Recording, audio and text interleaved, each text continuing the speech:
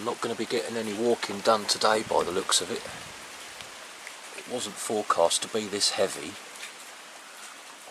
or to go on all day like it has.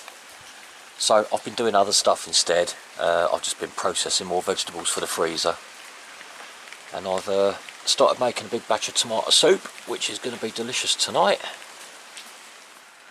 And I'm going to sharpen and modify my new Tramontina. It's one of the 15 quid cheapo Tramontinas, but they made a really nice steel actually. The thing I really don't like about it is this handle is very ungrippy. It's not varnished, I don't think, but it's really slippy. I'm going to get the Dremel out and do something with the handle to make it a bit grippier.